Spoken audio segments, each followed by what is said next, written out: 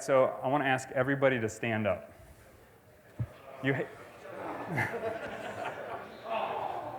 I mean, you had to know that I was going to do this at some point in the talk, right? Okay, I was going to ask you to do an exercise called the Hindu squat, but I don't think we're going to have enough room with the cinema-style seating, so we're going to do sort of a Hindu half squat, all right? So everybody get a little space between you and the seat behind you, and put your arms out in front of you, palms facing down, and then just squat down until you tap the seat behind you and thrust your arms into your chest, and then swing your arms back up in front of you and sort of spring up. All right, everybody ready? And down and up, down and up, down and up, down and up. One more, down and up. Okay. All right, thank you, thank you. You can sit down now. We're done.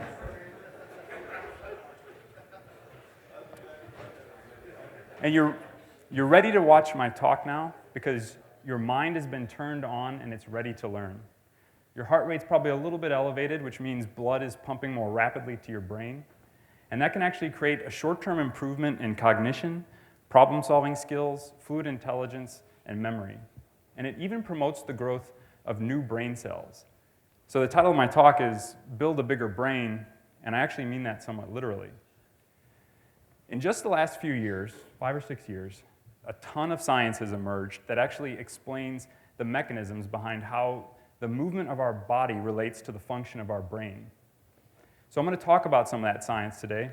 I'm going to explain how it relates to you and your duties as a programmer. And I'm going to sort of distill it down into just some essential specific exercises or specific activities that you can do every day to improve your health, boost your brain power, mitigate pain, and even reduce your risk for disease and a premature death.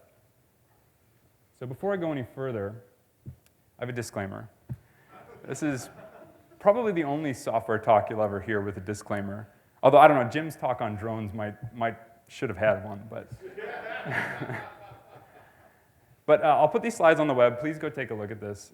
The too long didn't read version, though, is take everything I say with a grain of salt and use your best judgment, because I'm not a doctor. And even if I were a doctor, you shouldn't take my word at face value.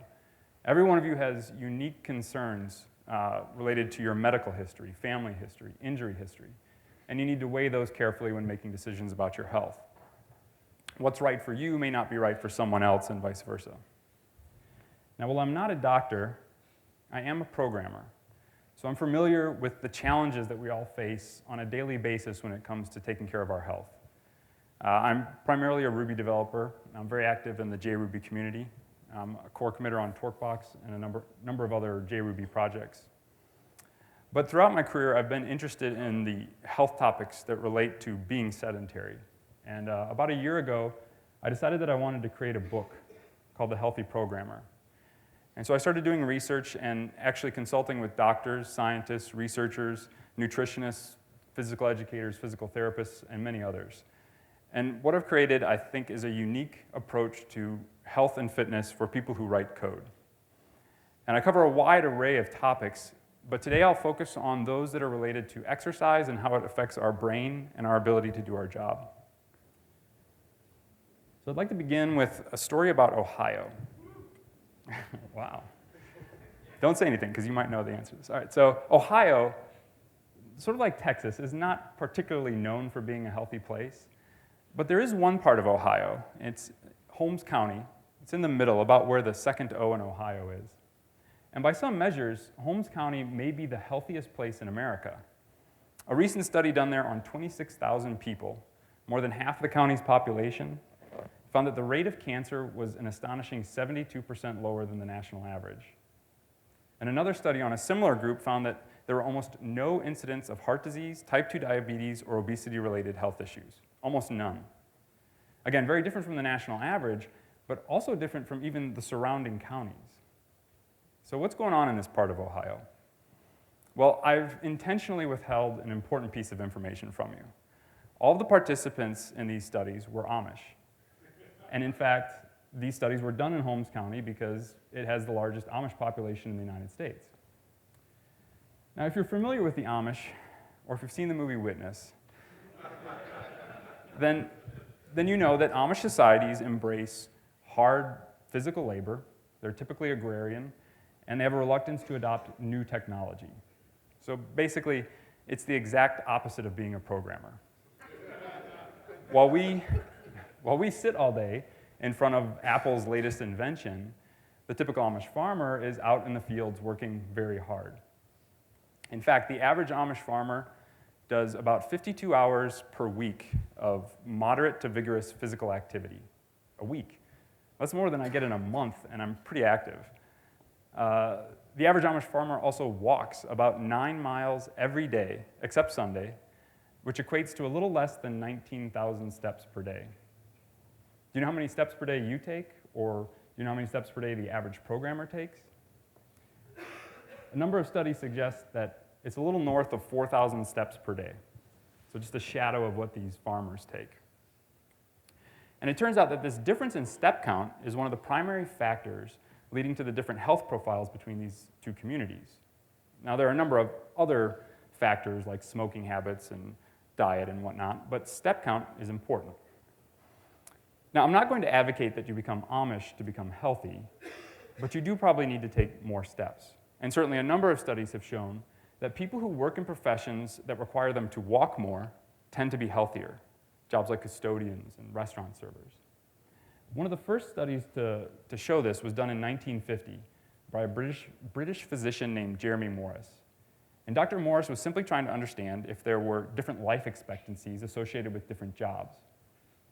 So he began a study on double-decker bus drivers and conductors on those big, iconic red buses in London. And what he found was that the conductors, who walked around all day collecting tickets and very often went up and down those stairs, were significantly less likely to develop or die from heart disease than the sedentary bus drivers, who sat most of the day. He extended his research to mail carriers that walked their routes and those that did not, and he found the exact same results. Now, Dr. Morris's research was the very first of its kind. Before 1950, many people suspected that exercise was good for your health, but we had no scientific evidence connecting the two. And today, of course, we have a wealth of evidence, and we understand this clearly.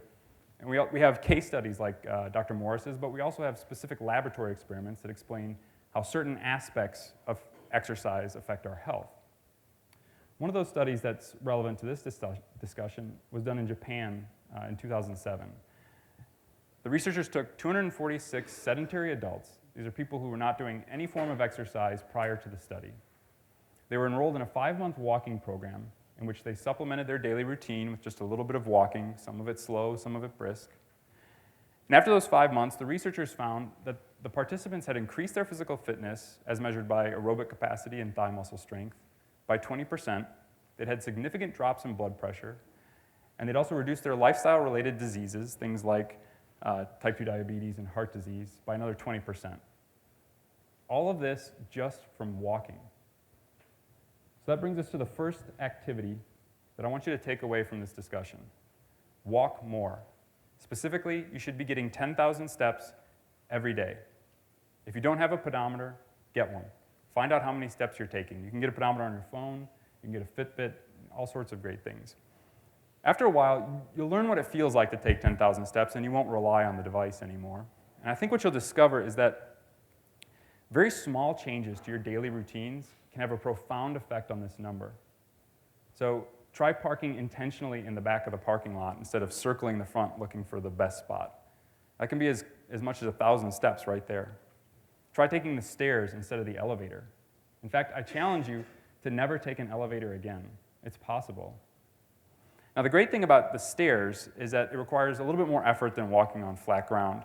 And that's important because some of your daily step count needs to come at a higher intensity level. Specifically, you need to get your heart rate to 50 to 60% of its maximum.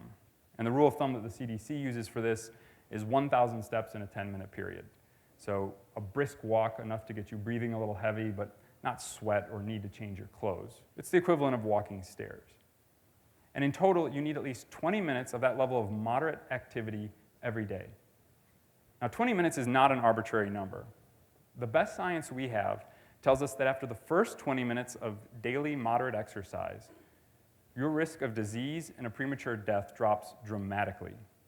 Now, continued exercise beyond 20 minutes, 30 minutes, an hour is good for you. But to the dismay of my Ironman triathlete friends, it's sort of a diminishing return. It's that initial difference between doing nothing and 20 minutes of moderate walking every day that can have the biggest impact on your health. Here's the best part. You don't have to do it all at once. In fact, a number of studies have shown that spreading exercise throughout your day might actually be better for you than doing it in one lump sum. So going for a 5-minute walk in the morning, a 5-minute brisk walk at lunch, and a 10-minute brisk walk in the evening might be better for you than that 30-minute trip to the gym. In fact, I would argue that walking periodically throughout the day is the single best thing you can do for your body. But it's also one of the best things you can do for your mind. As I said before, exercise, even as simple as walking, improves your cognition. It does this in 2 ways. The first is that it gets your blood flowing faster, which increases oxygen and glucose levels in the brain, essentially feeding your brain more rapidly. And this provides a short-term improvement to higher-level thinking, things like problem-solving skills and cognition. The second way is that it promotes the production of proteins that strengthen neurochemical connections in your brain. And that actually improves your memory. So the mechanism behind this is a protein called BDNF, which has been dubbed miracle grow for the brain by one of the researchers I reference in my book. This protein is produced in your brain, and it binds to the receptors in the synapses between neurons. And when it does this, it effectively increases the voltage of those connections and improves their signal strength. Your brain is electric, after all. In addition to that, it activates genes inside of those neurons, which promotes their growth, protects them from stress, and actually promotes the production of more BDNF. In fact, scientists in the laboratory can apply BDNF to neurons in a petri dish and watch them sprout new structural branches. So this is very powerful stuff, and it has an amazing impact on our brain and on our memory. Now, BDNF and its effect on the brain was discovered a little over a decade ago, and a Nobel Prize was awarded for that. And shortly after that, a number of other studies emerged studying BDNF. And one of those found that mice running on a spinning wheel produce more BDNF in their brain than mice that sit around. And that study was seminal because it led to this explosion of scientific research connecting exercise to cognition in humans. We've now learned that people learn vocabulary words 20% better after a single bout of exercise. We've also learned that people memorize strings of letters more accurately after a single bout of exercise. And studies like that tell us how exercise and BDNF improve our memory, but as I said, it also improves our higher level thinking, and specifically, cognitive flexibility. So cognitive flexibility is a brain function that allows us to shift thinking between different concepts.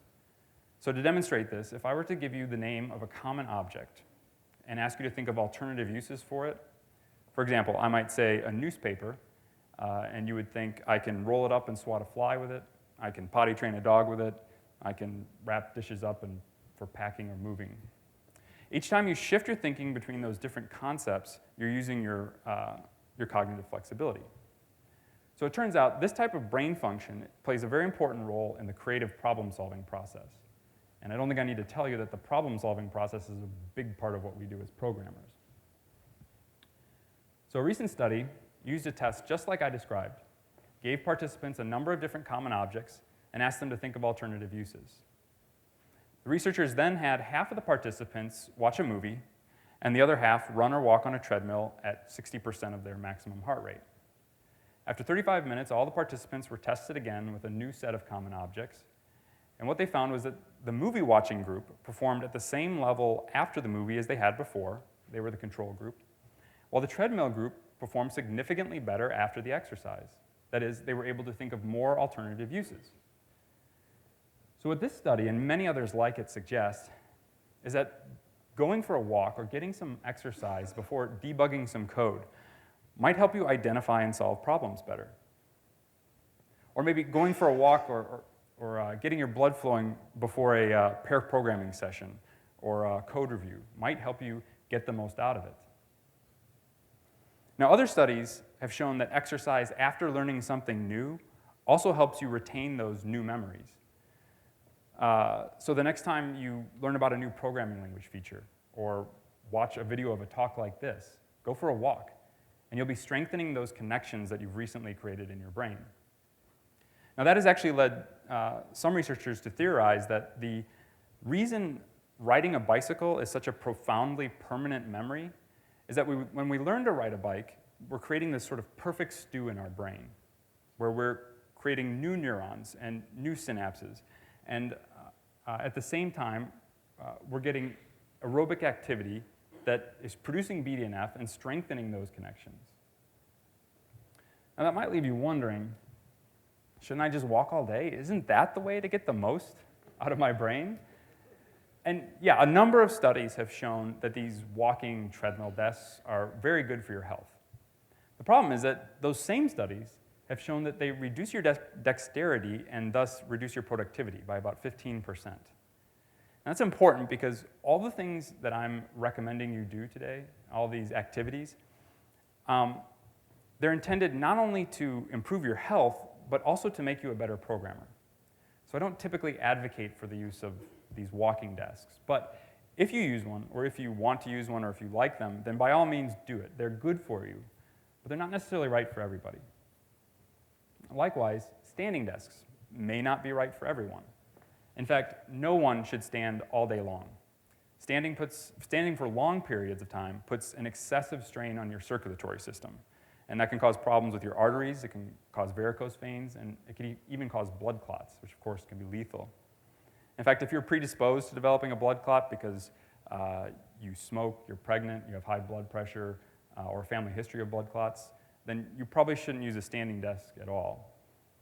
Now, despite those concerns, a number of researchers and experts do advocate for the use of standing desks, but only in shorter intervals, about 20 minutes at a time before taking a break.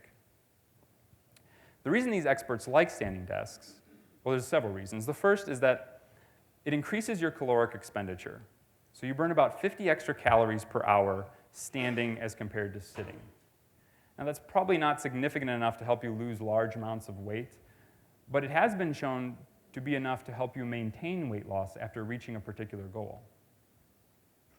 Another reason these experts like standing desks is that they promote higher levels of physical activity.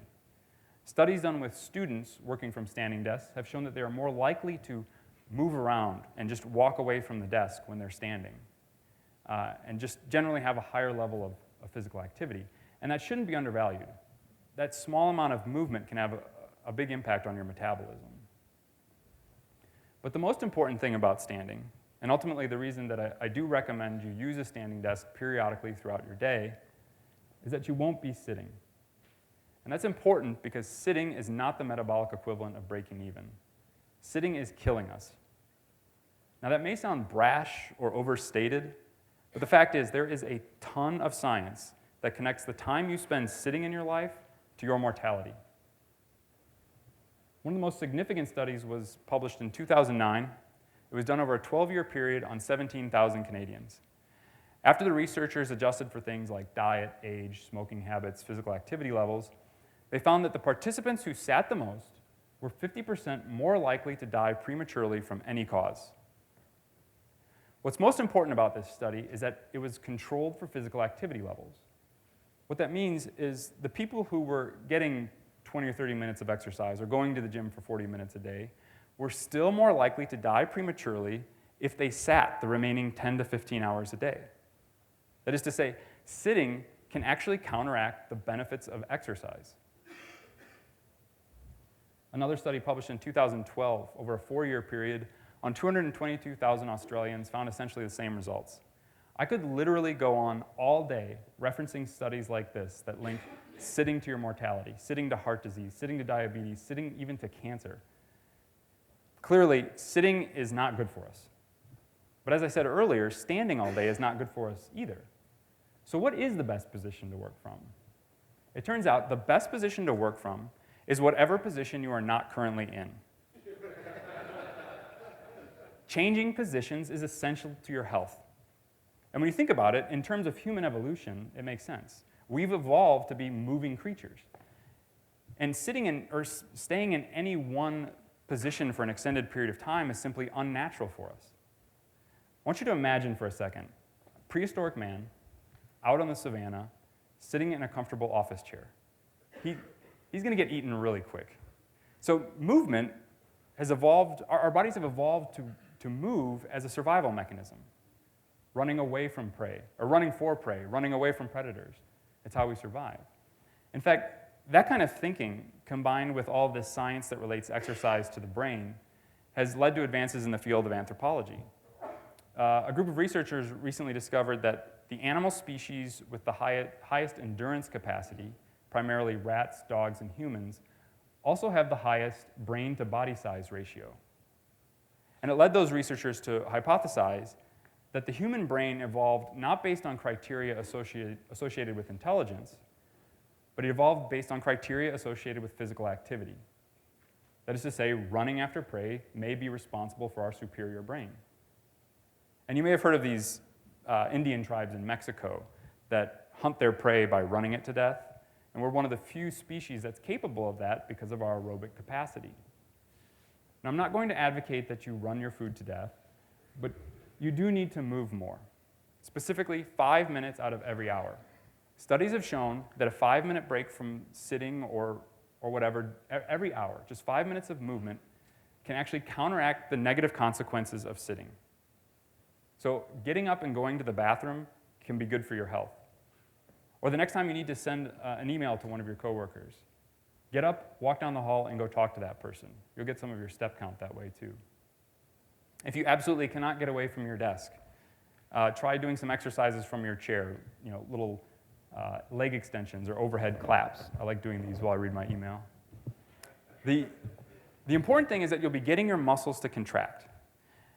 That's important because when your muscles don't contract for long periods of time, gene activity starts to change at a cellular level. So when you're sitting for 2, 3, 4 hours without ever getting up. So 5 minutes every hour. But in addition to that, you need to change position every 20 minutes. You don't have to stop working or leave your desk. Just if you've been sitting for 20 minutes, stand up. If you've been standing for 20 minutes, sit down, constantly moving. In fact, I use a timer to help me do this, and I'll talk more about that later on. Now, changing positions every 20 minutes is good for your metabolism, but it's also good for another aspect of your health that I haven't addressed yet, and that is pain. And truly, to be healthy, you have to be relatively pain-free. Now, how many of you have had back, neck, or wrist pain in the last year that was significant enough to interfere with your ability to do your job well? Yeah. A number of studies suggest that 80% of people who work at a computer have had that kind of pain in the last year.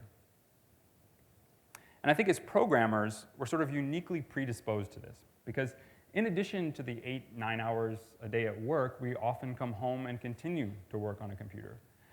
And we do this not only because we love what we do, but also because in order to hone our craft or improve our skills, we have to practice. So we sit in front of these machines and practice all day long. But we're not the first people to have that problem. In fact, pianists have had that problem for over 500 years. And in that time, they've come to reject the notion that a life of pain is required to master their instruments. And hopefully we'll get to that point too. Now, this wasn't always true for pianists. In the early days of the harpsichord and the organ, it was believed that pain was just a part of the job. But that all began to change in 1735 when CPE Bach published an essay on the true art of playing keyboard instruments. And in this essay, Bach was the first to address many of the fingering and positioning issues that had confused keyboard players for over a century up to that point. Since Bach's time, those ideas have been refined and improved upon to the point that at schools like Juilliard and the Royal College of Music in London, posture and techniques for movement are a part of the curriculum. In fact, in doing the research for my book, I interviewed a musician who studied at the Royal College of Music in London and learned many of these techniques. And today he teaches them to musicians, singers, and even computer users in the United States. One of the things I learned from him is that your position, your posture, is very individual. We all have subtle differences in our proportions, the length of our arm and its ratio to our torso. And those all come into play when setting up your workstation. So it's important to experiment with your setup. In fact, this expert even recommends using mirrors and video cameras so that you can watch yourself work, how you sit, how you move. Now, despite that individuality, there are a few heuristics you can follow to sort of get the best, or an 80-20 solution. The first rule is that your elbows should always be level with your wrists. This is actually true whether you're sitting or standing. I see too many people working from a standing desk that's about this height and creates a negative bend in the wrist, which is a great way to induce wrist pain. It'll also help with neck and shoulder pain. The next rule is that your monitor should be eye level and 20 to 40 inches from your eyes. So if you're standing, you may need to raise it up.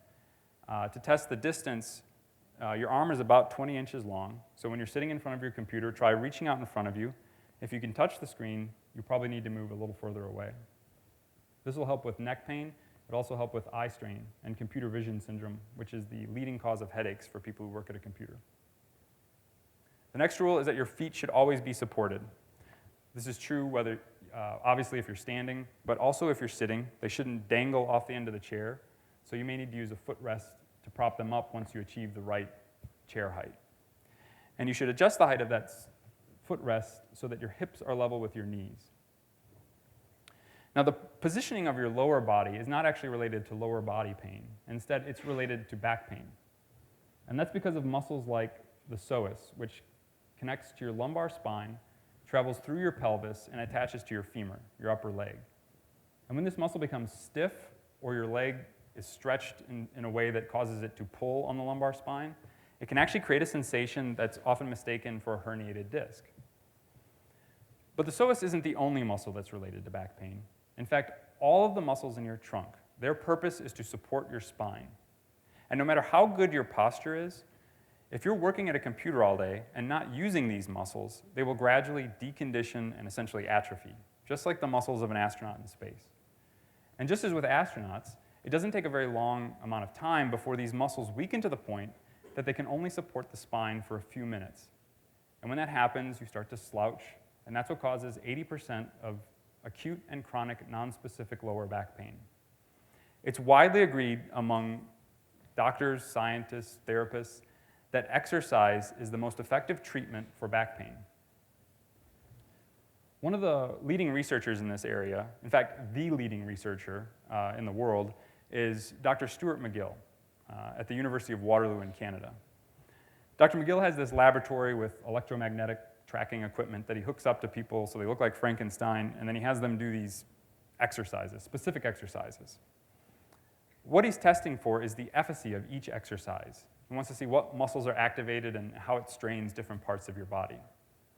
One of the things he's discovered in his research is that the exercises that improve the health of your back are not necessarily the same as the exercises that improve the athletic performance.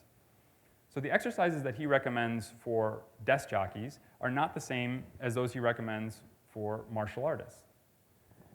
When we sit at a computer, we need stability, while martial artists, wrestlers, they need dynamic strength and movement. You probably didn't make this distinction when you were growing up, so you learned exercises like the sit-up, which are terrible for your back. Dr. McGill has 3 exercises that he calls the big 3 that are designed to improve the health of your lower back and thus reduce back pain. The first exercise is a side bridge. It's like something you might see in a Pilates program. You hold this position for 7 to 8 seconds, relax, repeat a few times, and then change sides. The second exercise is the bird dog, similar to a tiger pose in yoga. From all fours, you extend opposing arm and leg, hold for 7 to 8 seconds, relax, repeat a few times, change sides. The last exercise is a curl-up, which is a sort of modified version of the half sit-up. This exercise has become so uniquely associated with Dr. McGill's program that it's often called the McGill curl-up. What's different about this exercise, first, is that you have one leg straight and one leg bent. You then place your hands below your lower back, curl your shoulders off the ground, hold for 7 to 8 seconds, relax, repeat a few times, switch your legs, and continue. The reason you put your hands below your lower back is to prevent your spine from flattening out when you curl your shoulders up. That's important because all of these exercises are designed to improve the strength and stability of your core muscles without flexing your spine, because flexing your spine is actually what leads to more back pain. So that brings us to the next activity, build strength. Dr. McGill argues that most people should do these exercises every day. And you can also supplement them with other strength exercises like push-ups or the Hindu squat. The idea is to use your muscles and keep them conditioned regularly. These are not explosive strength training exercises. They're classified as therapeutic exercises, so you can do them every day. And just as with your walking, you don't have to do them all at once. And in fact, it may be better for you to spread them throughout your day. One method that I like to use for this is what I call the Pomodoro workout. Is anybody familiar with the Pomodoro Technique? Anybody use the Pomodoro Technique? All right. So the Pomodoro workout is based on the Pomodoro Technique. The Pomodoro is Spanish for tomato. The Pomodoro Technique is a personal productivity model in which you set a timer for 20 minutes. You then start working on a specific task, focusing exclusively on that task for the next 20 minutes. When the timer goes off, you stop working on the task, take a 5-minute break, and then repeat. This improves your productivity in a couple different ways. The first is that by time boxing the period in which you focus, it allows you to concentrate more intensely and avoid distraction. So most people that use this technique advocate turning off Twitter, email, everything for that 20 minutes.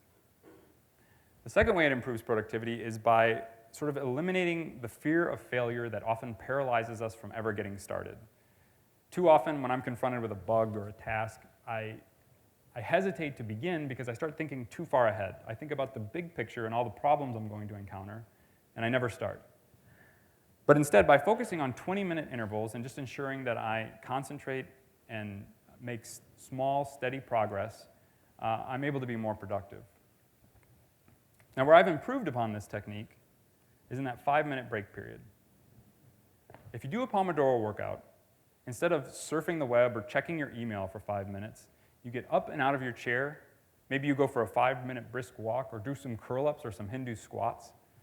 You get your blood flowing. You increase oxygen and glucose levels in your brain. You get a short-term improvement to cognition, problem-solving skills, and memory. And when you return to your desk, you're refreshed. Your mind is turned on and it's ready to go. And you'll get the most out of that next 20-minute interval. I think what you'll find after just a few iterations of the Pomodoro workout in the morning, you can actually complete a full day's worth of work all before lunch and doing all of these activities that I'm recommending you do every day. The reason the Pomodoro workout is so powerful is that it provides structure for your exercise. Because without structure, it's difficult to create new healthy habits. In fact, without structure, it's difficult to create any kind of habit. And no one understands this better than Chad Fowler. And as part of the research for my book, in addition to consulting with doctors and experts, health experts, I interviewed a number of programmers. And one of them was Chad, who has a personal success story of losing about 100 pounds in a year.